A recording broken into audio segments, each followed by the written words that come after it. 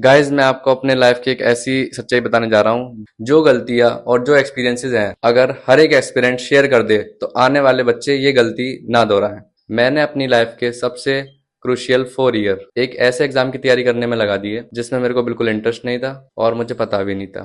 तो अब आप सोच रहे होंगे कि मैंने अपने 4 साल क्यों बर्बाद किए और कहाँ बर्बाद किए। मैं एक मिडिल क्लास फैमिली से बिलोंग करता हूँ जहाँ मेरी इच्छाओं से ज्यादा इस समाज की चिंता करी जाती है। जब मैंने अपना 12th पास आउट किया तो मुझे केवल 3 चॉइस मिली, नीट, बीटेक, कॉमर्स। और मैं जानता हूँ कि अगर आप भी सेम इसी मिडिल क्लास मेंटेलिटी में हो तो आपके पास भी यही 3 चीजों की चॉइस मिली होगी, क्योंकि हमारा जॉब लेना सबसे ज्यादा जरूरी है, ना कि हमारा पैशन फॉलो करना। तो जब मुझे ये चॉइस मिली तो ना ही उस समय मुझे कुछ आइडिया था और ना ही मुझे कोई बताने वाला था। और आपको पता है, अगर आपको अच्छे से नीट की तैयारी करनी है तो आप कहाँ जाते हैं, कमेंट सेक्शन में बता देना। और फिर मैं अपना बोरिया बिस्तरा लेके पहुंच गया था कोटा। तो जब मैं वहां पहुंचा तो मेरे को ये पता लगा कि हमारी तो स्कूलिंग भी इतनी बढ़िया नहीं थी और यहाँ पहुंच के यहाँ भी बहुत भीड़ है, एकदम रेड रेस की तरह। और ये कि टीचर्स चेंज होते रहते हैं। इन सब चीजों को देखते हुए मैं इतना फ्रस्ट्रेट हो गया कि मैं ऐसी स्थिति में था कि मैं यहाँ आया ही क्यों। फिर भी मैंने सरवाइव किया क्योंकि मेरी फैमिली ने पैसा खर्च करके वहां भेजा था मुझे। जब मैंने वहां 3 महीने कैसे न कैसे करके निकाल दिए, मेरे आसपास का एटमोसफेयर इतना बेकार था कि मुझे कभी कभार ऐसे फील होता था कि मैं बिल्कुल ही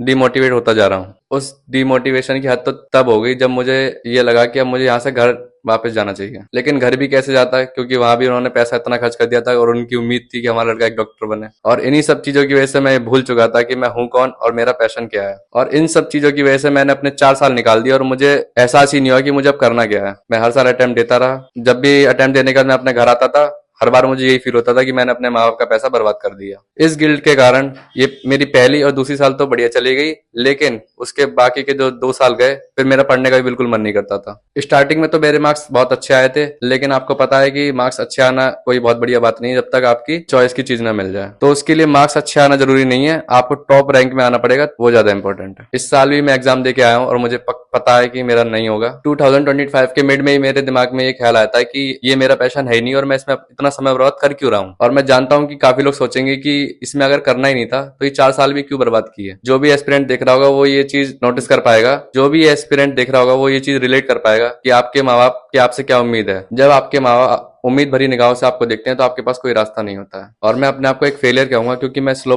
लूप को तोड़ नहीं पाया। एंड फाइनली मैंने 2025 के एंड में अपने फादर से सब कुछ चीजें शेयर कर दी। तभी मैंने उन्हें बताया कि मेरा पैशन क्या है और मुझे आगे करना क्या है। ये बात बोलना इतना आसान नहीं था क्योंकि उनकी उम्मीदें किसी और चीज से थी और मुझे कुछ और करना था। एंड फाइनली मैंने डिसाइड किया कि अब मुझे कैट की प्रिपरेशन करनी है। तो अब आप ये सोच रहे हो कि मैंने कैट का ही फैसला क्यों लिया। तो मैंने इस वजह से लिया क्योंकि अगर मेरा नीट में सिलेक्शन हो भी जाता है तो उसे करने में कम से कम आपको चाहिए 10 साल, पूरा 5.5 साल का कोर्स एमबीबीएस का, जो कि आपको पता है। उसके बाद 2 साल की पीजी की प्रिपरेशन, फिर एमडी। तो इस वजह से इतना सब करते करते मुझे नहीं लगता कि मैं अपनी लाइफ को कभी एंजॉय कर भी पाऊंगा। हर किसी का पैशन अलग होता है। जो 10 साल मेरे लिए बर्बाद लग रहे हैं, वो जिस व्यक्ति के लिए डॉक्टर बनने का पैशन है उसके लिए वो गोल्डन पीरियड होता है। मेरे दिल में उनके लिए रेस्पेक्ट है, लेकिन मैं वो काम नहीं कर सकता। तो मेरे को ये लगता है कि अगर मैं अपनी लाइफ के 10 क्रूशियल ईयर इसमें लगा दूंगा तो मैं अपनी लाइफ को एंजॉय कब करूंगा। यही सबसे बड़ा रीजन है कि मैंने 22 की एज में अपने कैट की प्रिपरेशन के लिए स्विच कर दिया। और मैं चाहता हूं कि जो प्रेशर और जो डिप्रेशन मैंने अपनी नीट की जर्नी में फील किया है वो चीजें मेरी लाइफ में कभी ना आए,